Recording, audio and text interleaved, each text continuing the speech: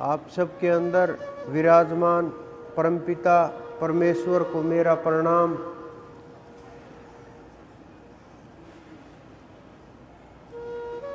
इस संसार के अंदर अनेकों प्रकार के योग करने वाले योगी, जो योग के माध्यम से अपनी काया कल्प करते हैं, जिन्होंने योग के माध्यम से अपनी आयु को बहुत लंबा किया, वो लोग जो 100 वर्ष की जगह 200, 500, हजारों वर्ष तक शरीर के सुख भोगे, जिन्होंने योग के माध्यम से श्वास के ऊपर पकड़ बना करके अपनी आंतों को और पूरे शरीर को, यानी पूरे शरीर को इस तरह से तैयार कर दिया कि लंबे समय तक युवावस्था रहे। लेकिन वो लोग आज जीवित नहीं हैं। जो ये प्रयास करते हैं कि हम लंबे समय तक रहें, वो रह जाते हैं, सांसारिक सुख भोग लेते हैं, लंबे समय तक इस संसार के अंदर जितने भौतिक पदार्थ हैं उनका आनंद ले सकते हैं। लेकिन जो सुख उस परम तत्व में है, जो सुख उस परमात्मा में है, जो सुख उस अनंत में है, वो नहीं भोग पाते। क्योंकि बहुत से योगी लोग जिन्हें मात्र शरीर का अभ्यास होता है, वो वहाँ तक नहीं जा सकते। मात्र शारीरिक योग के द्वारा, शारीरिक शुद्धियों के द्वारा वो योग सिद्ध नहीं होता।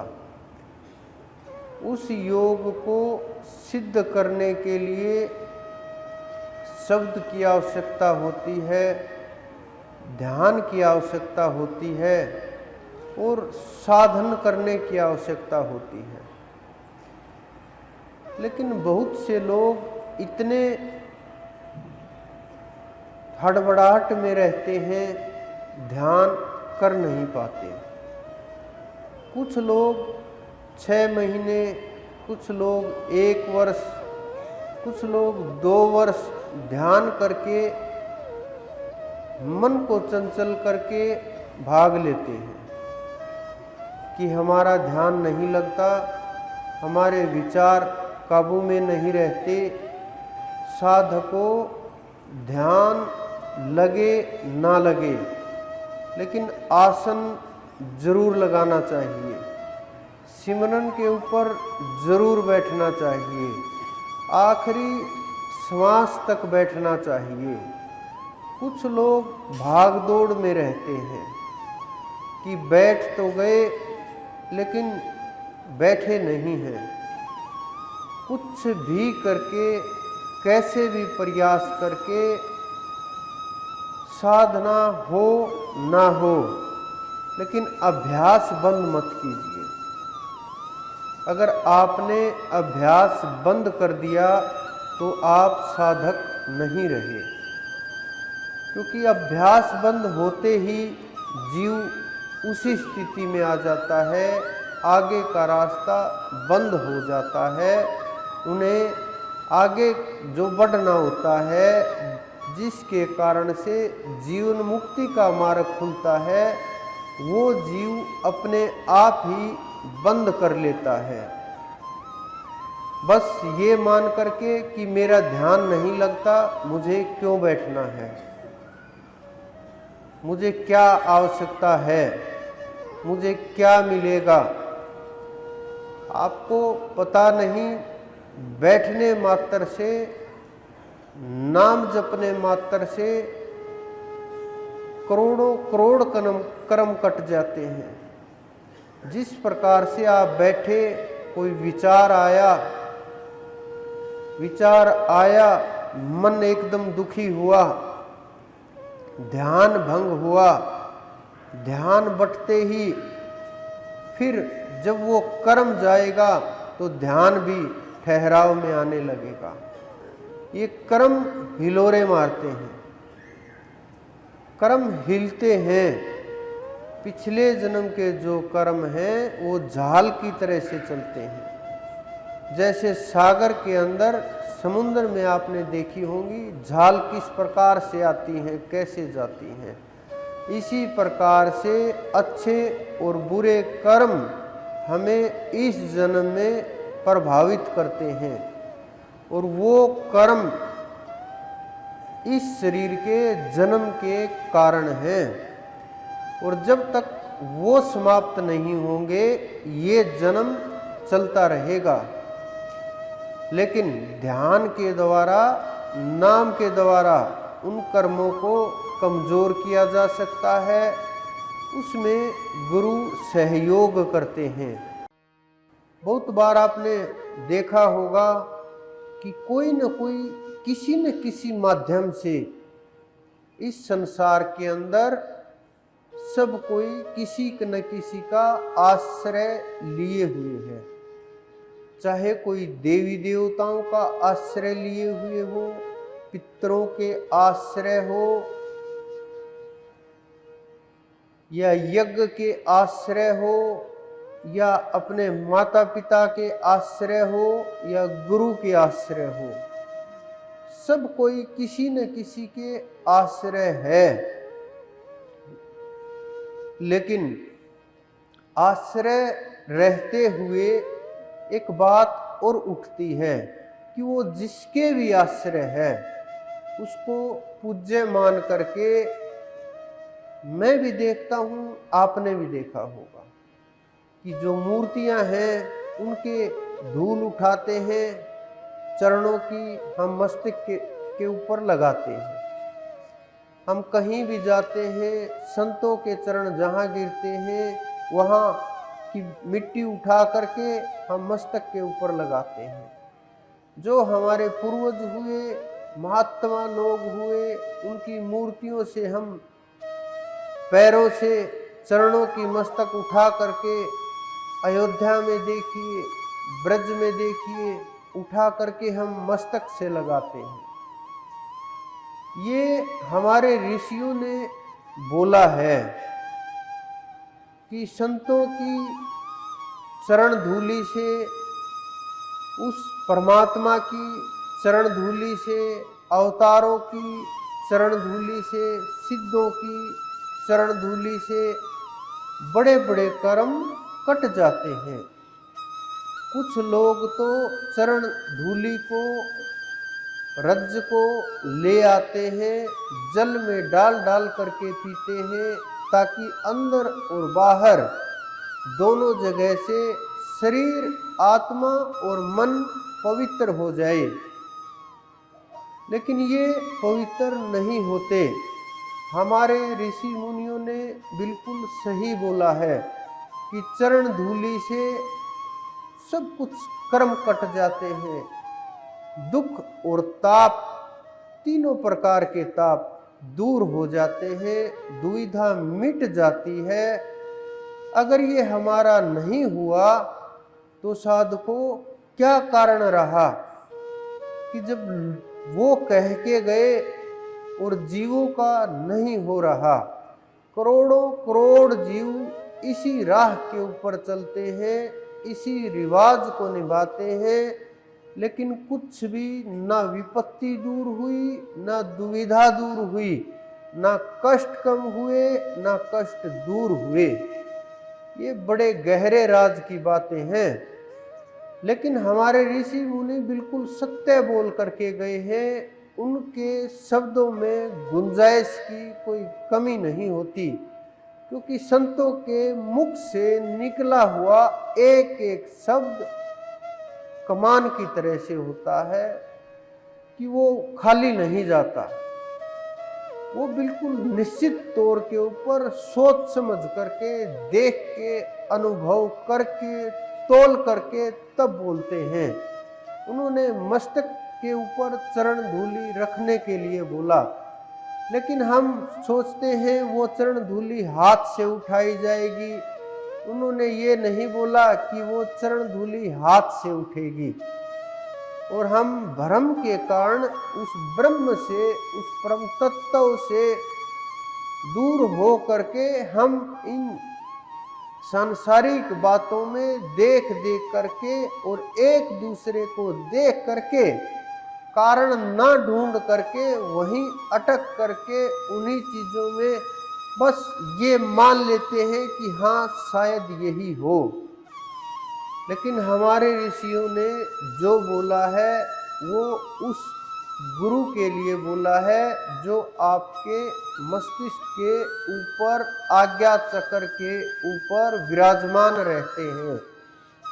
वो साधारण गुरु नहीं होते, वो शरीर नहीं होता, वो नूरी गुरु होते हैं, वो शब्द गुरु होता है जो आपके मस्तिष्क के ऊपर विराजमान होते हैं। अगर आप चढ़ाई करते हुए, ध्यान करते हुए 6 चक्रों से ऊपर पहुंचोगे, योगियों को तो यहीं रोक लिया जाता है, आगे ये बोल करके वो रुक जाते हैं कि आगे निराकार है, बस पहुंच गए।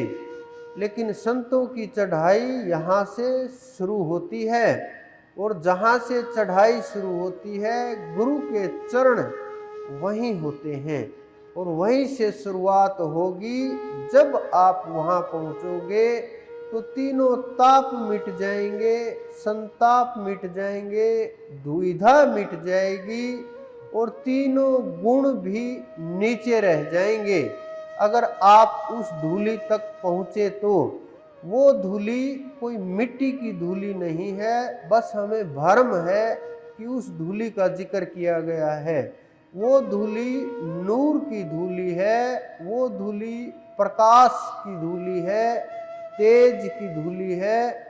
वो स्थान परम तत्व का रास्ता है। अगर आप वहाँ तक पहुँचे तो आपकी मुक्ति निश्चित हो जाएगी। लोग खोजते हैं गुरुओं को, हम खोजते हैं ऐसे लोगों को जिनको परमात्मा की आवश्यकता होती है। हम ढूंढते रहते हैं कि कोई जीव ऐसा मिले जिसको परमात्मा की आवश्यकता हो, चाहे उसने शरीर किसी भी रूप में ले रखा हो, किसी भी प्रकार का शरीर हो, बस अंदर में परमात्मा की तड़प हो।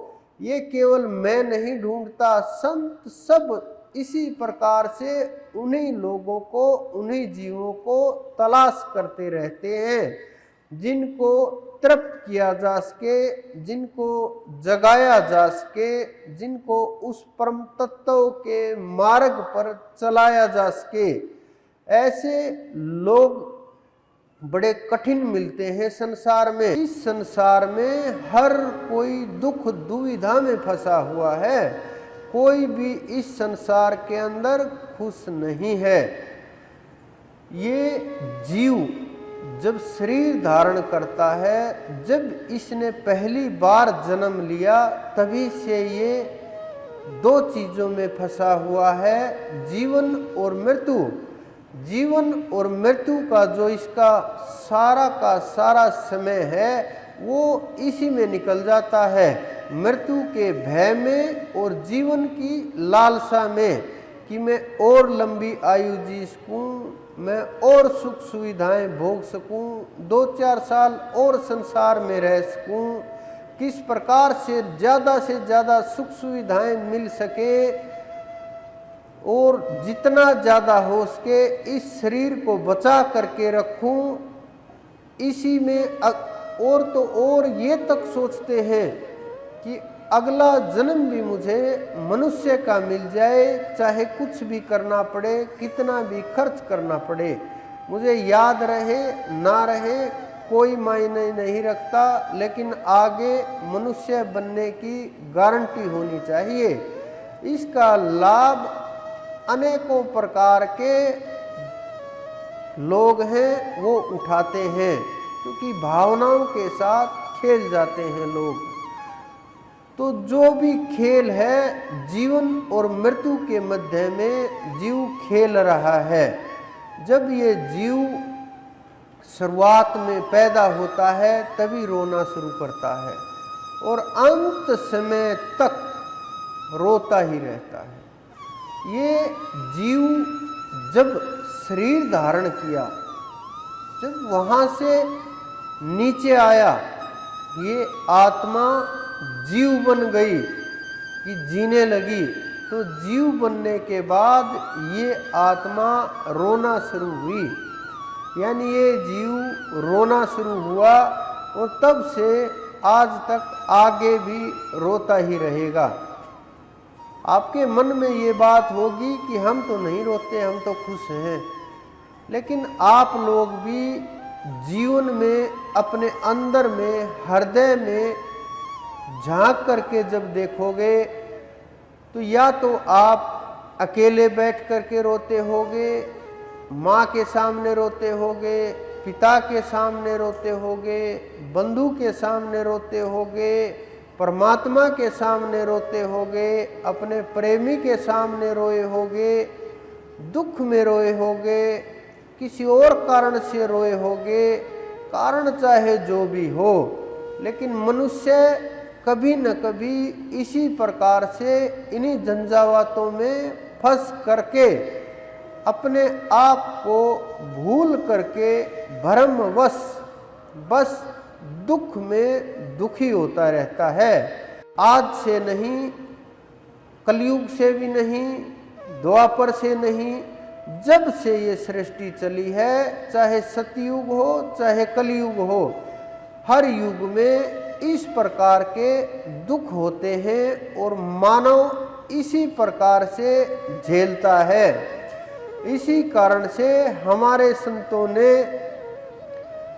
ये बोला है, इस संसार में कोई सुखी नहीं हो सकता, जितने भी हैं सब दुखी ही होते हैं और यह संसार दुख के अलावा, कष्ट के अलावा और कुछ भी नहीं है, भोग योनियां हैं। कुछ संतों ने कहा कि जो सिद्ध संत होते हैं वो बच्चे की तरह से होते हैं। आपके मन में भी आता होगा कि बच्चे तो खुश रहते हैं, जो छोटे बच्चे होते हैं 5-10 साल के होते हैं, उनको कोई चिंता नहीं होती, लेकिन वो भी ना भय से मुक्त होते हैं ना वो चिंता से मुक्त होते हैं। आप देखना, छोटे छोटे बच्चे मेरे पास लेकर के आते हैं, वो पूरा दिन रोते रहते हैं, कोई बच्चा पूरी रात रोता रहता है।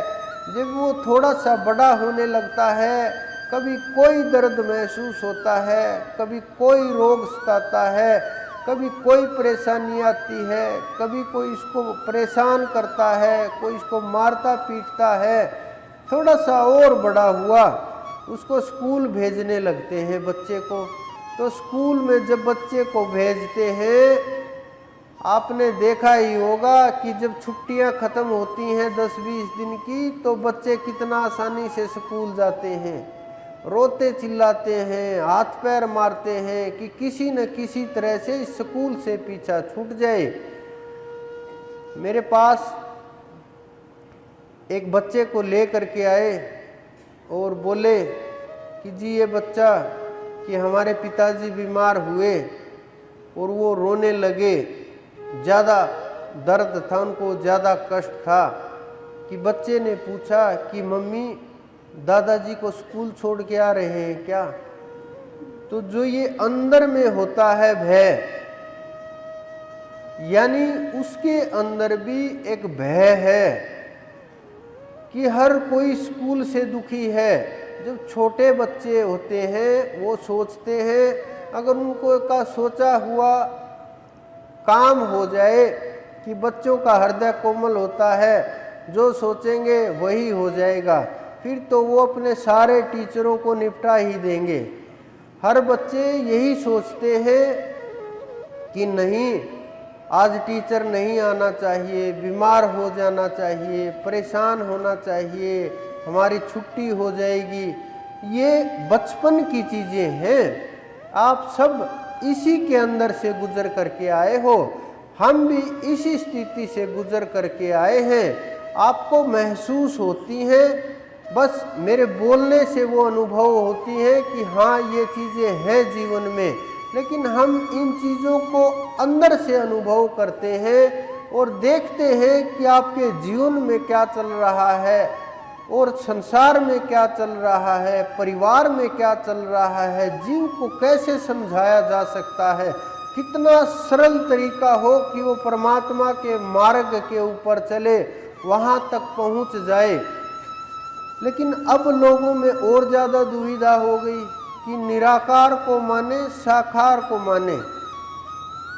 बहुत लोगों ने मेरे से प्रश्न किए कि जी निराकार को माने या साकार को माने, ध्यान किसका करें?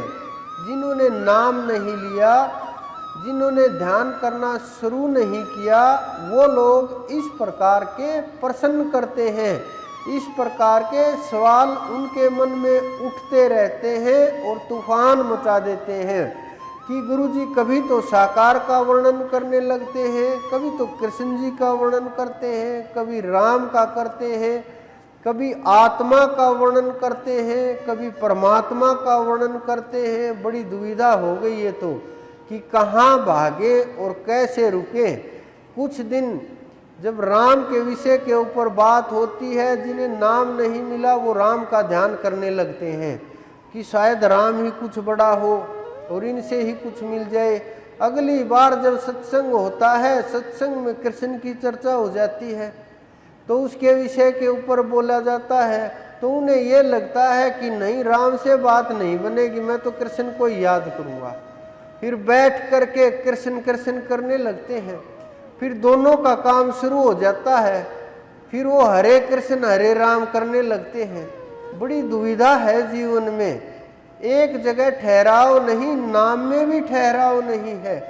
बड़ी अजीब बात है कि मानव सोचता है कि नाम में भी ठहराव नहीं है, तो फिर ये सोचने लगते हैं। फिर कभी बात होने लगती है आत्म तत्व की, ब्रह्म तत्व की, उस परमात्मा की, तो वो पता चलता है उसका तो कोई रूप ही नहीं है, कोई स्वरूप ही नहीं है, वो तो अलग ही तत्व है। फिर उनको ये होता है कि अब किसको छोड़े किसको पकड़े। तो जिन्होंने नाम मिला हुआ है उनके लिए तो सब सरल है, उन्हें तो पता है कैसे क्या विधि है, कैसे करना है, कैसे चढ़ाई है, कहाँ रुकना है, कहाँ घाटी आएगी, कहाँ पहुँचना है, उन्हें तो पता है सब कुछ। लेकिन जिन्हें नहीं मिला उनके लिए बड़ी दुविधा है कि अब क्या करें, कैसे करें। तो इस प्रकार के लोग बहुत दुविधा में रहते हैं और बार बार, क्योंकि संगत बढ़ती जा रही है और धीरे धीरे समय कम होता जा रहा है, तो इस कारण से इन सवालों के जवाब नहीं मिल पाते, तो वो बेचारे इसी उलझन में रहते हैं कि कैसे जवाब मिले। और मैं जवाब दे भी देता हूँ तो बहुत बार मैंने पीछे जवाब दिए हैं, तो वो हो सकता उस समय ना आए हो, ये भी दुविधा है, क्योंकि हर रोज नए लोग आ रहे हैं। इस कारण से आप ये बात समझो कि ये शुरुआत साकार से हो करके और पूर्णता निराकार के ऊपर होगी। अगर कोई मात्र साकार में फंसा हुआ है और कोई मात्र निराकार में अटका हुआ है, उन्होंने उसको पूर्ण प्रकार से, पूरी तरह से हृदय में स्वीकार नहीं किया है। और जब तक उस परम तत्व को हृदय से स्वीकार नहीं करोगे तो वो बेचारे आधे अधूरे हैं, वो ना इधर के हैं ना उधर के हैं, उन्हें परेशानी ही रहेगी, क्योंकि उन्हें बहुत दुविधा है। वो अपने आप में तैयार भी नहीं है ये मानने के लिए। अगर आप जा करके किसी मंदिर में बोलो कि परमात्मा निराकार है, वहाँ बड़ी लड़ाई शुरू हो जाएगी। अगर आप किसी निराकारवादी के सामने बोलो कि परमात्मा तो साकार है, तुम गलत साबित कर रहे हो, वहाँ भी बड़ी दुविधा हो जाएगी। तो इस कारण से जो समर्थ होते हैं, जिन्हें परमात्मा गुरु के रूप में चुनता है, उन्हें दोनों तरह का ज्ञान करा करके भेजता है। वो बाह्य आडंबर से दूर हो करके आपको साधारण मनुष्य की तरह, आपके जैसे ही, आपके बीच में ही, आपकी तरह रहने वाले, आपकी तरह जीने वाले, कोई अलग से किसी प्रकार का दिखावा नहीं, कोई अलग से कुछ भी नहीं, वो आप सबके बीच में रहते हुए मिलेंगे। ये आप समझ लेना, ये बिल्कुल निश्चित लिखी हुई चीज़ें हैं, हमारे संतों के द्वारा बोली गई चीज़ें हैं, हमारे संतों के द्वारा ये निश्चित की गई चीज़ें हैं कि वो आपके बीच में ही रहेंगे। ये सब की सब चीज़ें निश्चित है और पता भी नहीं चलेगा क्या कर रहे हैं, क्या हो रहा है, क्या खुशी है, क्या प्राप्ति है, इन्हें क्या अनुभव है, कहाँ की स्थिति है, नहीं अनुभव हो पाएगा, क्योंकि वो अपनी स्थिति को प्रकट नहीं करते। वो जब चाहेंगे, जैसे चाहेंगे, वो तभी प्रकट करेंगे। जिसके सामने चाहेंगे उसी के सामने अपना राज, अपना भेद खोलेंगे। नहीं तो आप देखो, जितने हमारे संत महात्मा हुए, जाने के बाद सब प्रकट हैं। जब वो यहाँ रहते थे, आप लोगों की तरह से साधारण ही काम करते हुए दिखते थे, साधारण तरीके से ही रहते थे, साधारण जीवन जीते थे, साधारण तरीके से खान पान रहता था, सबके बीच में ऐसे ही सोते थे, सब प्रकार से ऐसे ही चल रहा था जीवन। पता भी नहीं होता था कि ये इतनी ऊंची श्रेणी के महात्मा हैं, इतनी उच्च कोटि के साधक हैं, संत हैं, पता भी नहीं चलता था। लेकिन समय के साथ साथ उनके शिष्यों ने उनकी पहचान करा दी। और पहचान कैसे करा दी? जब साधना सिखाई उन्होंने, जिन जिन के सामने उन्होंने अपने रहस्य खोले, जिनके सामने रहस्य खोले वो उसी का रूप हो गए और जगती संसार उनके पीछे पीछे भागने लगा। वो इसी कारण से अपनी पहचान गुप्त रखते हैं, साधारण तरीके से जीवन में रहते हैं, ताकि जीव को पता ना चले, एहसास ना हो कि कोई दिव्य आत्माएं आसपास हैं। लेकिन एहसास हो जाता है, क्योंकि आत्मा से आत्मा का मिलन है और वाइब्रेशन के कारण से, एनर्जी के कारण से जहाँ भी जाओगे, ना बताओगे तो भी कुछ न कुछ एहसास हो जाएगा। लेकिन जितना छुपा करके रखोगे, जितना इसको रोक करके रखोगे, साधना उतनी ही मजबूत होगी। छठे चक्कर से पहले मुंह खोलना बनता ही नहीं कि आप ये बताओ कि हम साधना कर रहे हैं, बिल्कुल भी नहीं। लेकिन हमारे यहाँ तो बहुत से लोग कुछ छोटी मोटी चीजें दिखाई दी और वो भागने लगे, छटपटाते हैं कि मुझे ये मिल गया, मुझे वो मिल गया। अरे अभी तो पहले चरण भी नहीं है, गुरु चरणों तक भी नहीं पहुँचे हो। जब हम अपने गुरु के चरणों तक पहुँचे, सारी दुख दुविधाएं, वो सवाल और जवाब जितना भी था सब मिटा दिए 1 मिनट में। लेकिन मन में बहुत सवाल उठ गए इस सवाल के ऊपर कि हम भी तो गुरु जी के पास आते हैं, हमारे क्यों नहीं मिटते। इसी कारण से मैं बोलता हूँ वो गुरु नूरी गुरु है, वो देह गुरु नहीं है, नूरी गुरु है, शब्द गुरु है।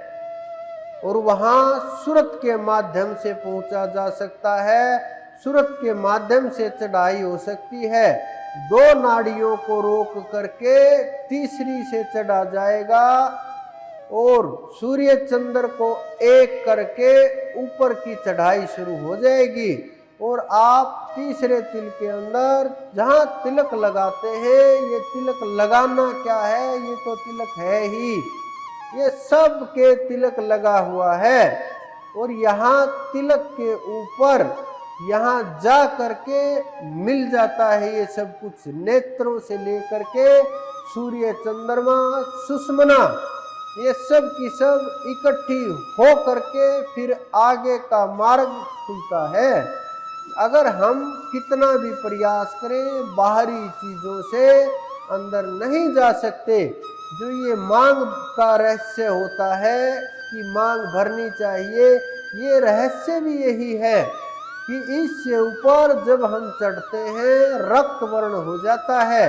रक्त वर्ण के कारण से ये निशानियां हैं कि हम इसको हम हर रोज धारण करें।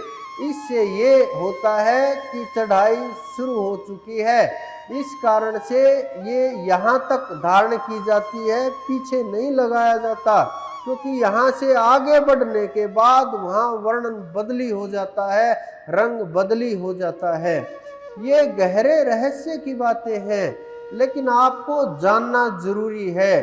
क्योंकि क्या पता इस संसार के अंदर कितना क्या हो, कैसा समय आए। लेकिन आप ध्यान जो है, ध्यान इतना आवश्यक है, इन रहस्यों का भेद खुलना जरूरी है, ताकि कोई भी लोग आपके साथ बात करे, समझे, तो आपको भी चीजें समझ आने लगे, पता चलने लगे और अनुभव होने लगे। तो जब ये चढ़ाई होगी, साकार और निराकार का भेद धीरे धीरे खत्म होने लगेगा।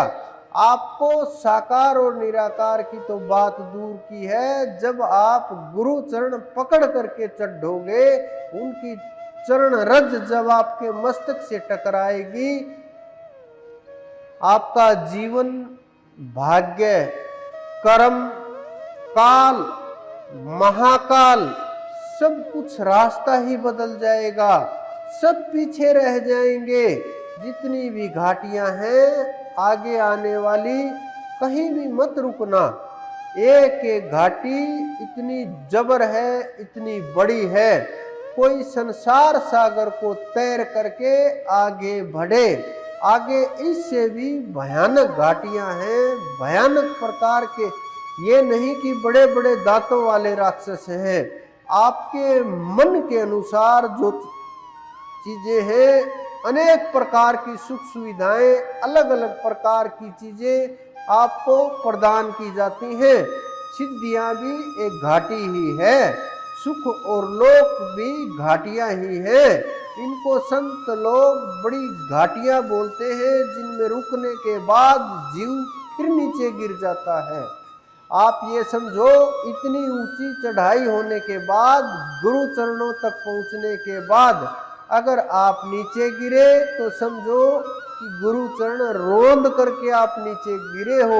आप उस परमात्मा के बिल्कुल करीब जा करके नीचे गिरे हो, और इतना गिरे कि उठ पाना बड़ा मुश्किल होता है। असंभव तो नहीं होता, लेकिन जन्म की हानियां हो जाती हैं।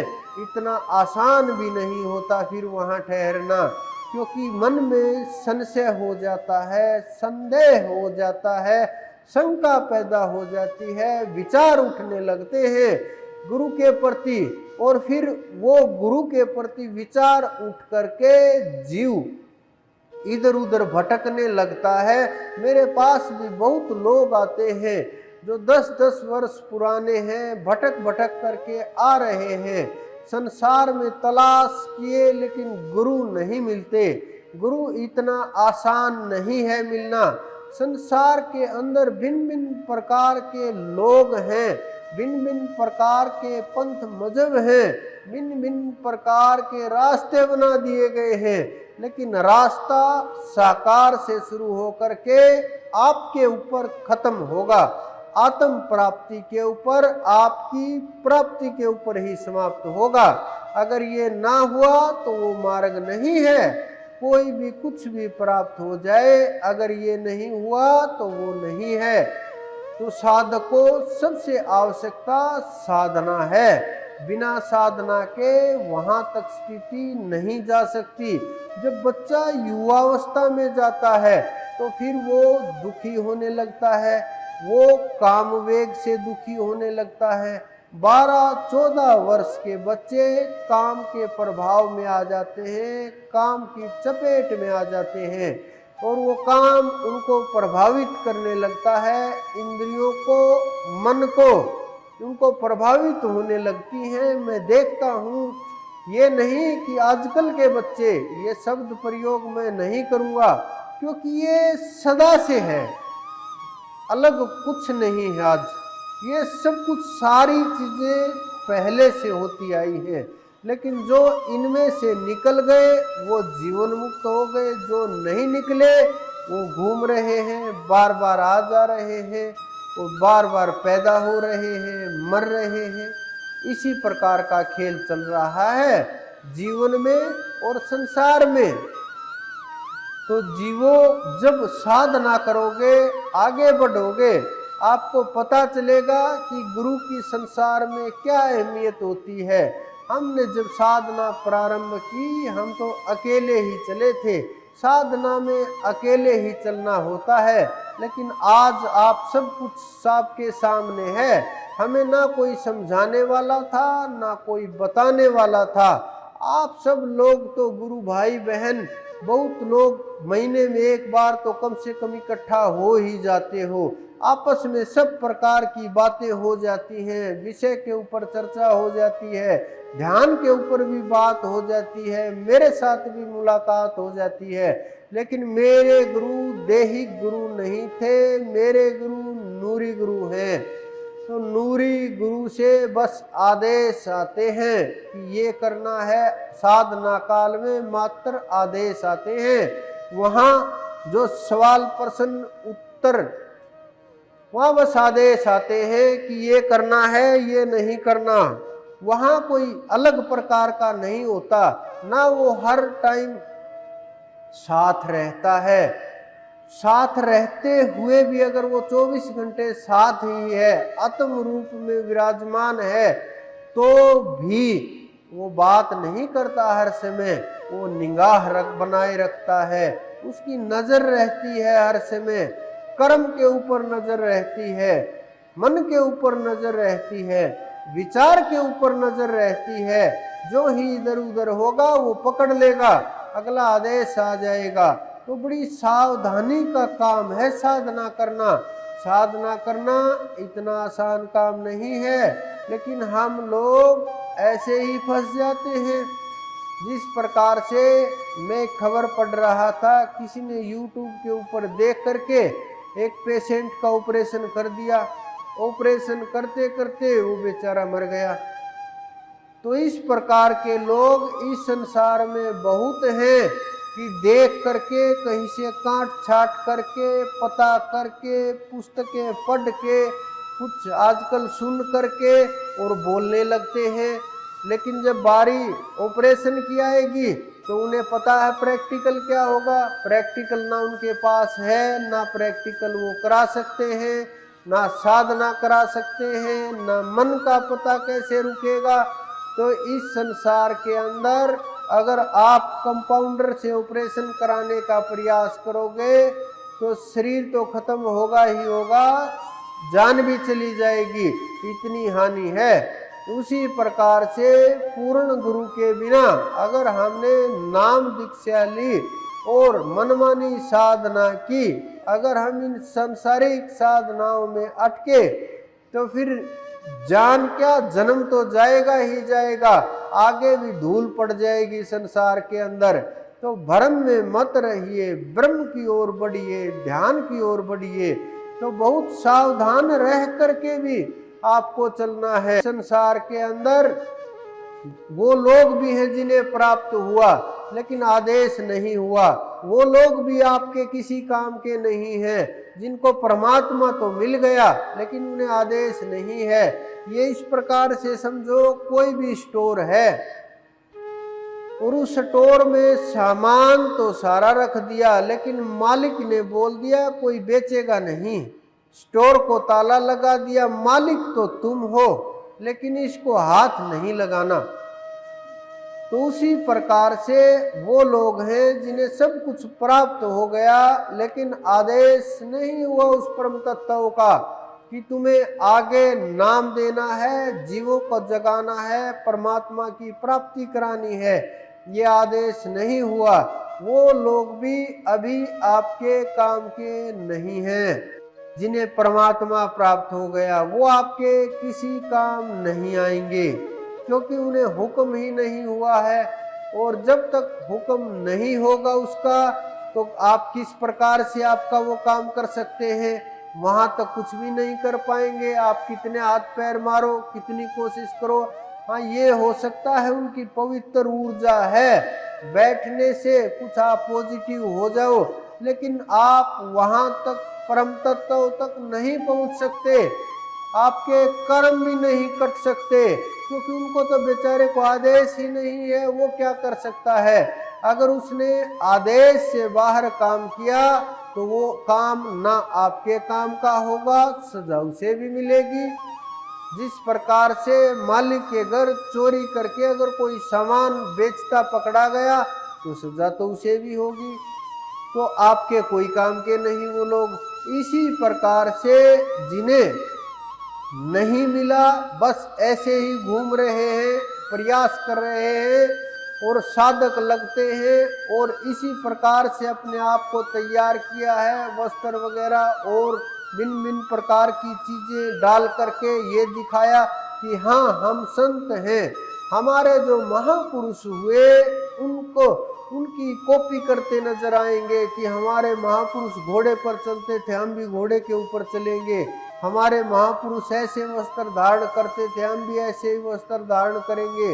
वो केस रखते थे, हम भी केस रखेंगे, बिल्कुल ऐसे नजर आएंगे। वो समझो आपकी आंख बांधने की तैयारी में है और वो आपकी आंख कभी न कभी बांध ही देंगे, क्योंकि जो लोग जो महापुरुष होते हैं उन्हें आवश्यकता नहीं होती ऐसे काम करने की, उन्हें किसी के उस रास्ते के ऊपर दिखावा करने की कोई आवश्यकता नहीं होती। वो अपनी मर्जी से चलते हैं, उस परमात्मा की इच्छा से चलते हैं, उसी के दिखाए मार्ग पर चलते हैं, उसी के शब्दों के अनुसार चलते हैं, उसी के अनुसार जीते हैं, उसी के अनुसार रहनी में रहते हैं, करनी में करते हैं। उन्हें किसी की पीछे भागने की आवश्यकता नहीं होती, ना हमारे पूर्वजों की, ना हमारे पुराने संतों की बिल्कुल भी कॉपी करने की आवश्यकता नहीं होती, क्योंकि वो अपने आप में पूर्ण तत्व है। उन्हें अपना अधिकार है, उन्हें अपनी तरह से रहने का उस परमात्मा ने अधिकार दे दिया है, उन्हें अपनी तरह से जीने का अधिकार दे दिया है, उन्हें अपने शिष्यों के चुनाव का अधिकार दे दिया है, उन्हें जीवों को पार उतारने का अधिकार दे दिया है। उन संतों में और उनमें कोई भेद नहीं रहता, एकाकार हो जाता है। जो हमारे पुराने संत हुए, उनसे पुराने हुए, आज जो महापुरुष हैं सब उसी तत्व के हैं, वहीं से आए हैं, वहीं मिल जाएंगे, वहीं जाना है। सब एक दरबार के वासी हैं, वहीं सबकी हाजिरी लगेगी, वहीं से निकल करके आए हैं, सब एकाकार हो जाएंगे। तो ऐसे लोग भी कोई काम के नहीं होते जिन्हें वहां तक दूर की गाड़ी ना हो। जिस प्रकार से आप यहाँ आए होंगे, बस स्टैंड, स्टेशन, जहाँ भी गए, कुछ लोग फ्लाइट पकड़ के आए हैं। सब आसानी के लिए, सुविधा के लिए सबसे पहले ये सोचते हैं कि हम किस प्रकार से सबसे जो वहाँ गाड़ी रुक जाए, जो वहाँ सीधा पहुँच जाए, आसानी से पहुँच जाए, उस साधन का हम लाभ लें और उसी में हम चले। अगर वहाँ की नहीं मिलती तो रास्ते की पकड़ पकड़ करके आते हैं। उसी प्रकार से जब दूर की उस धाम की टिकट मिल जाए, वहाँ का पास मिल जाए, तो बीच की जो साधन है वो कोई नहीं पकड़ेगा। और अगर फिर भी वो पकड़ पकड़ के जाने की कोशिश करेगा, उनको लोग मूर्ख ही बोलेंगे, समय ही खराब होगा, आपका टाइम निकल जाएगा, जीवन छोटा सा है। ऐसा ये जीवन नहीं है कि आप श्वास को रोकोगे और 10 साल तक रोके रहोगे, ध्यान में जाए, चेतना समाधि में पड़े रहोगे। इतना लंबा जीवन नहीं है, जीवन बिल्कुल छोटा सा है। अगर गुरु का सहयोग ना मिला तो सूरत जागेगी नहीं। कितना भी प्रयास करे, कितना भी हाथ पैर मारे, कितना भी कोशिश करे, इस समय के ऊपर, इस क्या उस समय के ऊपर भी पूर्ण गुरु के बिना सूरत की चढ़ाई नहीं होती। और सूरत की चढ़ाई हुए बगैर मंजिल के ऊपर जीव नहीं पहुंच सकता। कितनी भाग दौड़ करते रहो, कितनी कोशिश करते रहो, तो वो भी अपने किसी काम का नहीं है। जो तीसरे लोग होते हैं, जो परमात्मा के द्वारा निर्धारित किए गए लोग हैं, जो परमात्मा के द्वारा निश्चित किए गए लोग हैं, वो लोग आपका कल्याण करेंगे, आपका उद्धार करेंगे। उन लोगों की आवश्यकता उस उम्र में होती है। किस उम्र में? जब काम का प्रभाव होता है, 12-14 वर्ष की उम्र में, कि काम का प्रभाव हो गया, दिशा दिखाने के लिए, भजन के लिए, ऊर्ध्वगामी स्थिति के लिए, मन को रोकने के लिए ऐसे महापुरुष की तलाश होती है। और उसके माध्यम से जीव को जगाने के लिए और इंद्रियों के ऊपर का कंट्रोल करने के लिए उस समय गुरु की आवश्यकता होती है और पूर्ण गुरु की आवश्यकता होती है। तो जिससे बच्चे को दिशा दी जा सके, लेकिन दिशा दी नहीं जा रही। उन्हें काम के वेग के कारण ऐसे ही जीव भटक जाता है, कहीं भी फंस जाता है, फिर शादी हो जाती है, बच्चे पैदा होने लगते हैं। कई बार तो हालात देखने लायक हो जाते हैं कि एक एक व्यक्ति 7-8 बच्चे पैदा कर देता है। आ रहे हैं मेरे पास अब कि 7-8 लड़कियां पैदा हो चुकी हैं। लड़के के लिए लालसा खत्म नहीं हुई कि 2-3 बार गलत भी हो चुका, बीच में बच्चे को दिक्कत भी हो चुकी, गर्भपात भी हो चुका, लेकिन फिर भी लालसा इतनी प्रबल है कि चाहिए तो चाहिए, चाहे जान क्यों ना चली जाए। कितनी प्रबल लालसा है इस संसार की। जब ये लालसा परिवर्तन हो करके, जब ये इच्छा परिवर्तन हो करके, इतनी ही तीव्र इच्छा परमात्मा प्राप्ति की हो जाएगी, इतनी ही तीव्र इच्छा जब हो जाएगी तो कोई भी आपको रोक नहीं सकता परमात्मा प्राप्त करने से।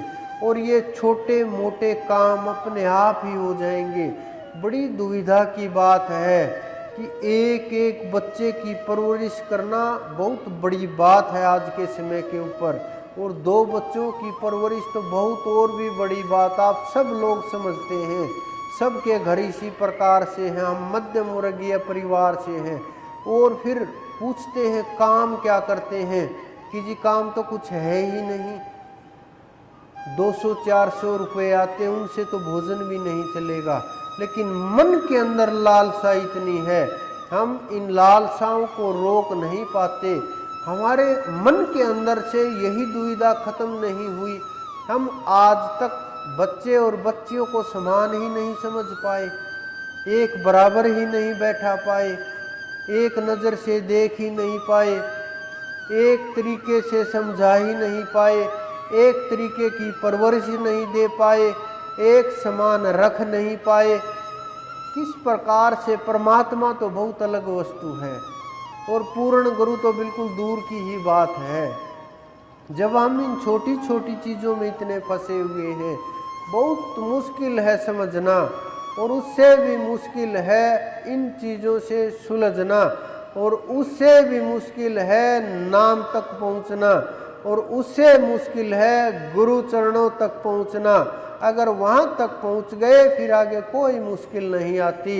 आगे सारी मुश्किलें समाप्त होने लगती हैं और जीवन बदलने लगता है।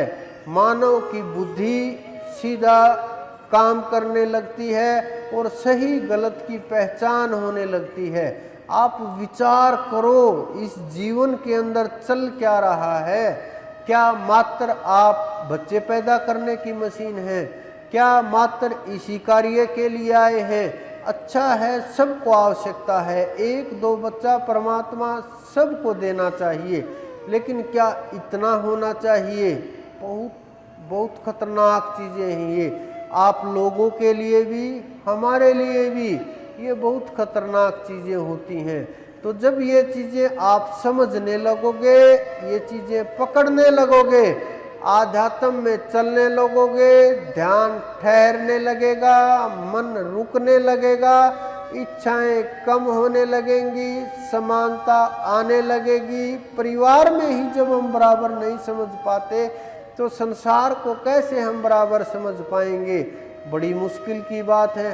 छोटी छोटी बड़ी सामाजिक सी बात है, लेकिन हम फंसे हुए हैं, हम चाह करके भी नहीं निकल पा रहे। सोचते हैं कि मैं निकल जाऊं, कि पड़ोसी निकल जाए, लेकिन मेरे साथ ऐसा ही कि उसके हो जाए, मेरे ना हो, मुझे तो यही करना है। लेकिन जब हम नहीं निकलेंगे तो पड़ोस वाले लोग कैसे निकलेंगे? और जब पड़ोस वाले ही नहीं निकलेंगे तो संसार वाले लोग कैसे निकलेंगे?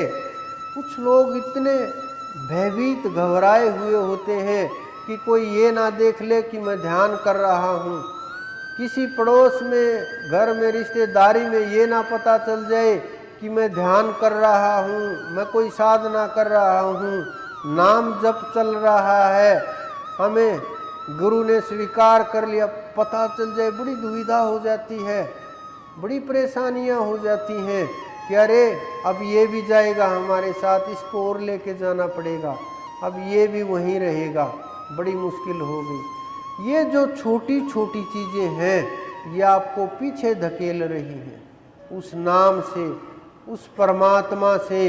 आप साधक लोग हैं, साधना के ऊपर ध्यान दीजिए।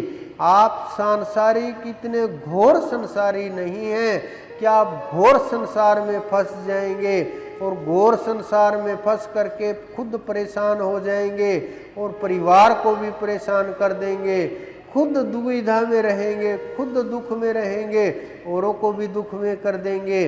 तो आपको ध्यान की सबसे ज़्यादा आवश्यकता है, और ध्यान के बिना जीवन में इन चीज़ों से छुटकारा नहीं हो सकता।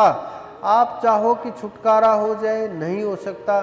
फिर आदमी धीरे धीरे क्या होता है, आयु बढ़ती जाती है। जब जवानी में तेज होता है, चेहरे के ऊपर रौनक होती है, खून गर्म होता है, उस समय ध्यान की आवश्यकता महसूस नहीं होती कि शरीर तो चल ही रहा है, क्या आवश्यकता है, क्या ज़रूरत है, हमें क्या करना, क्या मतलब है, हमें जो है ठीक है चलता रहेगा।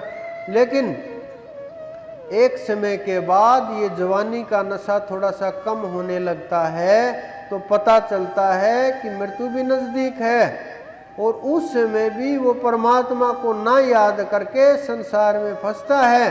दांत निकल जाते हैं, शरीर में विकार पैदा होते हैं, वात पित्त कफ सताने लगते हैं, नाड़ी में नसों में रुकावट पैदा होने लगती है, घुटनों में दर्द सताने लगता है, कंधों में परेशानी होती है, गर्दन एक जगह ठहरना मुश्किल होती है।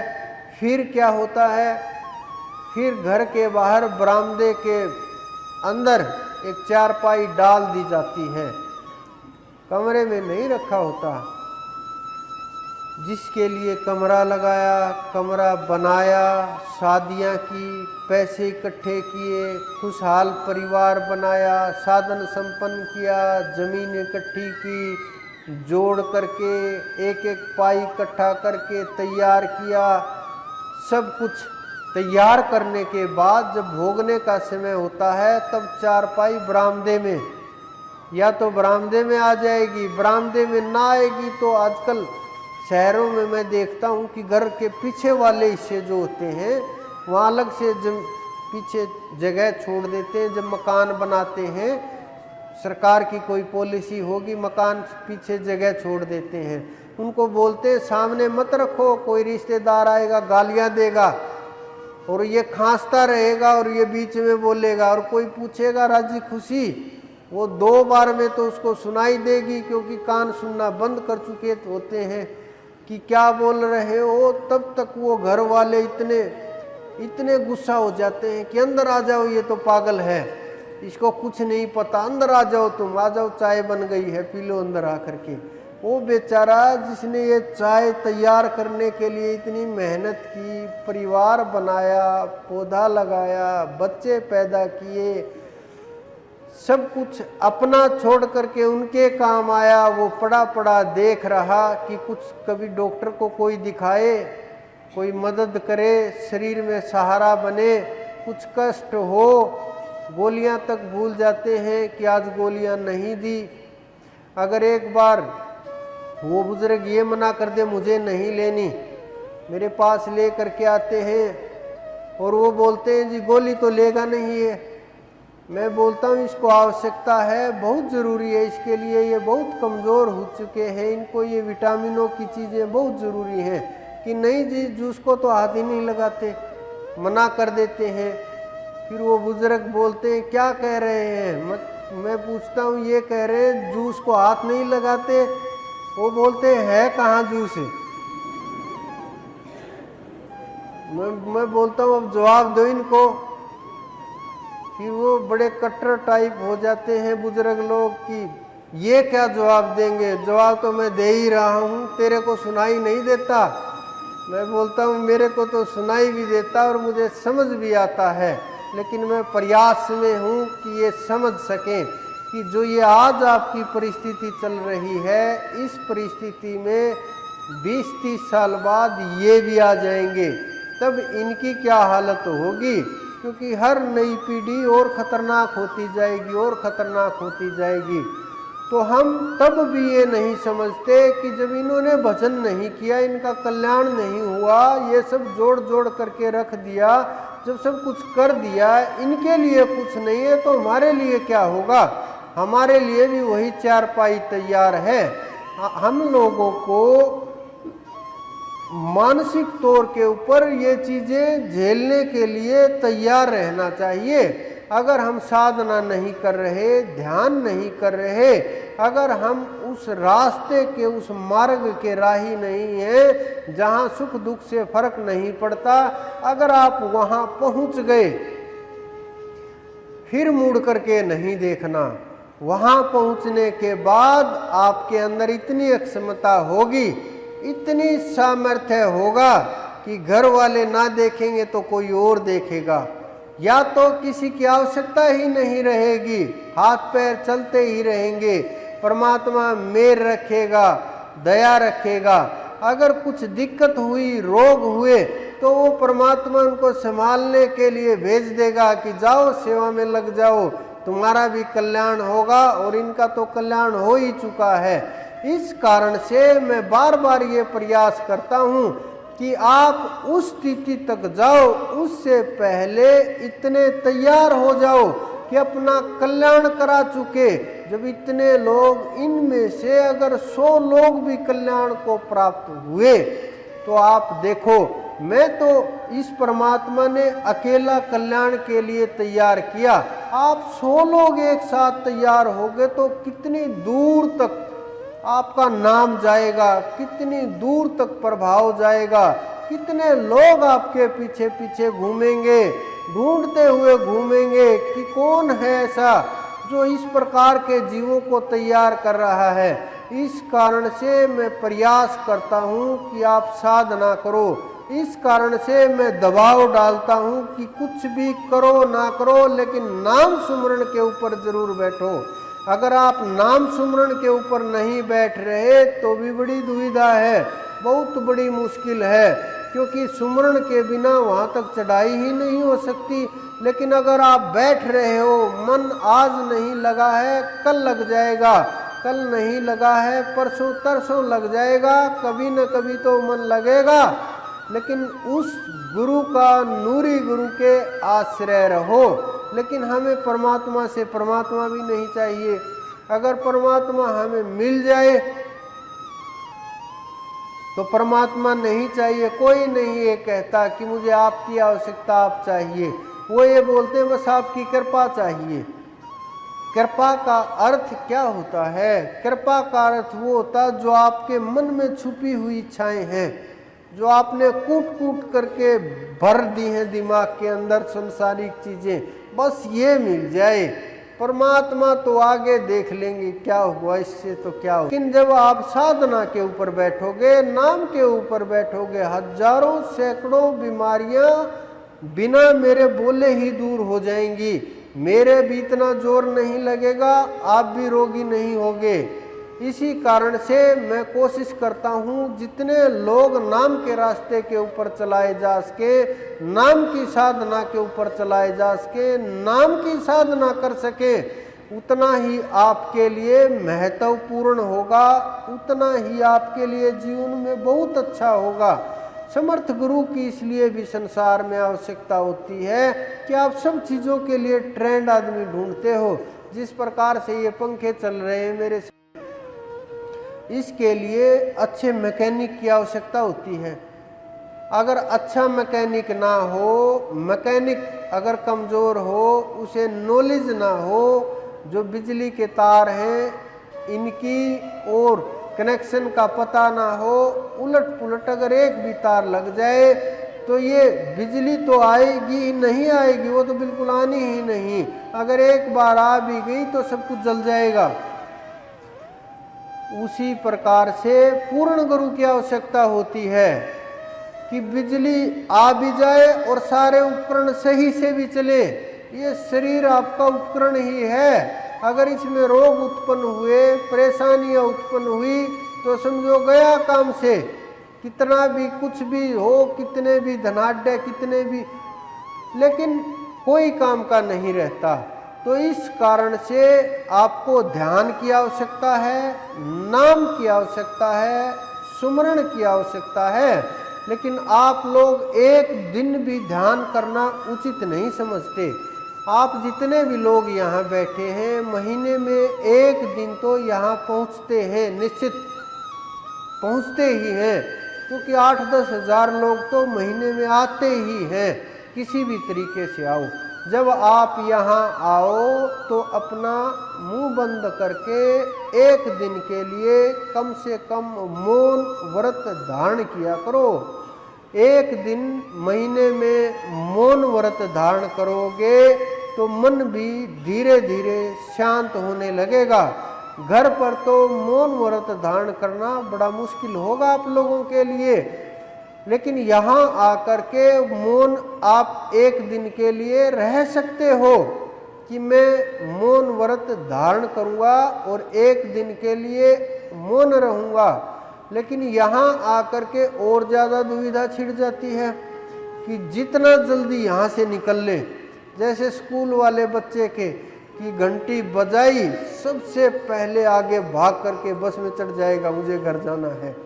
उसी प्रकार से यहाँ अंदर मिले, उनसे पहले वाला 2 मिनट मिला, आप चाहे आधा घंटा लग जाए कि जी बहुत ज़्यादा लोगों को टाइम दे दिया। मैं बोलता हूँ और तुम कि जी बस मेरे को तो मिलता रहे। बड़ी दुविधाएं हैं लोगों की, ये नहीं समझ पाते कि भाई सबके अलग अलग जीव हैं, अलग अलग पर्सन हैं, अलग अलग जीवन है, अलग अलग दुविधाएं हैं कि थोड़ा सा तो इंतज़ार करो। आप लोग जब इंतज़ार ही नहीं कर सकते, बहुत लोग तो ऐसे हैं कि यहाँ किसी ने बोल दिया थोड़ी देर बाद नंबर आएगा, भाग जाते हैं, घर तक गालियाँ देते जाते हैं, मुझे भी और सेवादारों को तो इतनी गालियाँ देते हैं कि इन्होंने इतना नाश कर दिया, बस पूछो मत। कोई छोटी मोटी बात बोल दे, नियम के लिए, संयम के लिए, काम के लिए, आप लोगों की सुविधा के लिए बड़ी परेशानियां आती हैं। तो ये छोटी छोटी जो आप बोलते हो ना परीक्षाएं ले रहे हो, मैं नहीं ले रहा परीक्षाएं, आप अपने आप फंसे हुए इन छोटी छोटी चीज़ों में। मैं फिर आते हैं मेरे पास, मैं पूछता हूँ गालियाँ क्यों दे रहे थे, कि जी बस माफ़ी दे दो, कि माफ़ी वाफ़ी कुछ नहीं, ध्यान किया करो, मेरे को तो देते रहो, बाहर मत देना किसी को, लड़ाई कर देंगे वो लोग। तो आपको ध्यान की सबसे ज़्यादा आवश्यकता है। बिना ध्यान के जीवन में कभी भी कल्याण नहीं होगा। चाहे आप कुछ भी करो, लेकिन बैठो, आदत लगाओ, नियम बनाओ कि हम 1 घंटा बैठेंगे, हम 2 घंटे बैठेंगे, हम 5 घंटे बैठेंगे। जब हमने ये शुरुआत की तो लोग कंपटीशन लगा करके बैठते थे कि मैं 5 घंटे बैठूंगा, मैं 10 घंटे बैठूंगा। आज भी कुछ लोग हैं जो उसी के अनुसार मेहनत कर रहे हैं, उसी के अनुसार कोशिश कर रहे हैं, लेकिन बहुत लोग इधर उधर हो गए, परेशानी आ गई और जो भी कारण रहे हों, लेकिन वो परमात्मा के नाम से दूर हो गए और दूर हो करके फिर उसी स्थिति में फंस गए, फिर उसी भंवर में चले गए, फिर वही कीच में फंस गए और फिर वही पर उसी तरीके से फिर उठा जाएगा, फिर जन्म जन्मांतर लगेंगे, क्योंकि कैसे खोजेंगे। गुरु को स्वीकार हो ना हो बड़ा मुश्किल होता है।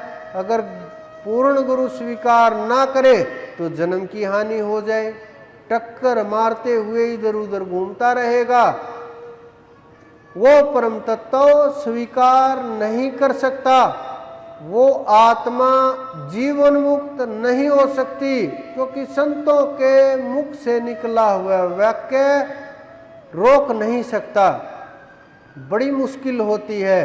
तो इस कारण से ध्यान की इतनी आवश्यकता है, इतनी है हद से ज़्यादा, लेकिन आप उसके ऊपर न ध्यान दे करके सांसारिक वस्तुओं के ऊपर, छोटी छोटी चीज़ों में, खाने पीने की वस्तुओं के ऊपर, टाइम के ऊपर, जो आपका सबसे कीमती समय है, ये समझो आप जब आप ऐसे बैठ करके उस परमात्मा के बारे में, आत्मा के बारे में, ध्यान के विषय में जानने का, सुनने का, वहाँ के रास्ते का, मार्ग का, चिंतन का, साधना का, समाधि का, अनुभव का जो आप लोग रस ले रहे हो, आनंद ले रहे हो, इससे श्रेष्ठ समय कोई नहीं हो सकता। इससे श्रेष्ठ समय बस आपकी समाधि का है कि आप बैठ करके एकाकार हो जाओ, उसको तो मैं इससे श्रेष्ठ मानता हूँ। कोई मानता हो ना, मैं इसको श्रेष्ठ मानता हूँ कि आप एकाकार हो गए, अपने में लीन हो गए, दूसरे की आवश्यकता ही ना रही। फिर उस व्यक्ति के लिए ये चीज़ें जो मैं बोल रहा हूँ ये नीचे की चीज़ें रह जाती हैं, लेकिन जब तक स्वयं की खोज नहीं हुई, परम तत्व की प्राप्ति नहीं हुई, तब तक उसके लिए इससे महत्वपूर्ण कोई समय नहीं है कि आप बाहर से भी मौन हो चुके हो, अंदर से भी मौन हो चुके हो, मौन धारण कर लिया है और एक एक चीज करके बुरी चीज़ों को भी छोड़ रहे हो। हजारों लोगों ने प्रयास किया नशे से दूर जाने के लिए, बहुत से लोगों ने अलग अलग प्रकार के संकल्प लिए, बुराइयां भी त्यागी, वो लोग साधना कर रहे हैं, बहुत साधना कर रहे हैं, प्रयास कर रहे हैं चढ़ाई शुरू हो जाए, और चढ़ाई शुरू हो भी जाएगी अगर साधना करते रहे तो। लेकिन जो कुछ समय के लिए छोड़ा फिर शुरू किया, उनके लिए बड़ी दुविधा होगी, वो फिर खराब हो जाएगा, उनका जीवन परिवार खराब हो जाएगा। फिर परेशानियां झेलनी पड़ेंगी। तो आप लोगों को अपने आप को नियम में रखना है, ध्यान में रखना है, उस नूरी गुरु को खोज करना है, उनके चरणों की धूल तक पहुंचना है। उनके चरणों की धूल आपके मस्तक के ऊपर लगनी चाहिए। अगर उनके चरणों की धूल एक बार लग गई, वही ब्रजरज है, वही सब कुछ है, उसी से कल्याण होगा, उसी से ये मानव का चोला सफल होगा, उसी से मृत्यु का भय समाप्त होगा, उसी से आपके अंदर प्रेम का झरना फूटेगा, उसी से आप आगे बढ़ोगे, उसी से आप नाद पकड़ करके चढ़ोगे। जब नाद आपके अंदर गूंजेगा, अमृत तत्व जागृत होगा। अमृत तत्व को ये नहीं है कि उठाई कोई मटकी या कोई किसी पात्र उठाया, चाहे स्वर्ण का उठाया, कि उसमें अमृत है और आपको पिला दे, आप अमर हो जाएंगे। ये अमृत नहीं होता। आप ये समझने की कोशिश करो कि अमृत क्या होता है। अमृत नाम अनहद का, अनहद नाद का नाम अमृत है। जब नाद आपके अंदर, नाद का झरना फूटता है, वो अमृत है। लेकिन वो पी करके आप कर्मों से दूर होने लगते हो, कर्मों के रोग मिटने लगते हैं। अमर होने का क्या महत्व है कि अमृत पी करके अमर हो गए और मतवाले हो गए। अमर होने का क्या रहस्य होता है? ऐसे तो कोई नहीं कि आप अमर हो गए, पिया और अमर हो गए। अमर होने का मतलब है उस आत्मा में मृत्यु का, काल का, महाकाल का भय नहीं रहता। वो आत्मा अपने वजूद में चली जाती है, परम तत्व में चली जाती है और मृत्यु का भय यानी जन्म मरण से पीछा छूटने लगता है। आप उस मार्ग पर पहुंच जाते हो कि जहाँ जन्म मरण से बंधन दूर हो जाए। वही अमृत तत्व है कि पिया और अमर हो गए, कि पैदा ही नहीं होना। जब पैदा ही नहीं होंगे तो मरेंगे क्यों?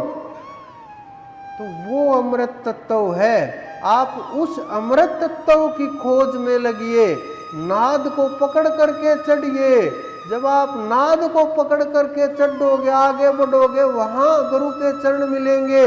नाद से पहले नहीं है, ओंकार से पहले भी नहीं है। ये गुरु के चरण ओंकार से ऊपर मिलेंगे आपको। ओंकार की गूंज सुनाई देगी, ओंकार दिखाई भी देगा। अक्षरों में मत फंस जाना, धुन होगी, धुन में सुनेगा। जब वो सुनेगा, दिखेगा, अनुभव होगा, तो फिर उससे आगे जा करके आपको गुरु चरण रज मिलेगी। और वहाँ से फिर मस्तक पर लगा करके, ललाट के ऊपर सजा करके फिर आप आगे बढ़ोगे। आपको रोकने वाला कोई नहीं होगा। इसीलिए कहते हैं गुरु चरण रज जब मस्तक पर लगती है, सब कुछ नष्ट हो जाता है, पीड़ाएं समाप्त हो जाती हैं।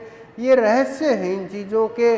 आप लोग जब जानोगे इन रहस्यों को तो वहाँ तक पहुँच जाओगे, उन तत्वों को पाओगे, उनकी खोज करोगे। ये महत्वपूर्ण चीज़ें हैं, जीवन के लिए भी, साधना के लिए भी, आध्यात्म के लिए भी, परम तत्व के लिए भी, खोज के लिए भी बहुत आवश्यक चीज़ें हैं।